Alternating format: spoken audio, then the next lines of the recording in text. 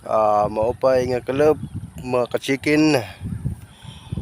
Yan ang kalab igtutudot ko hayok kung anit benefits hini nga talbos, kung anit nakukuha hini nga talbos.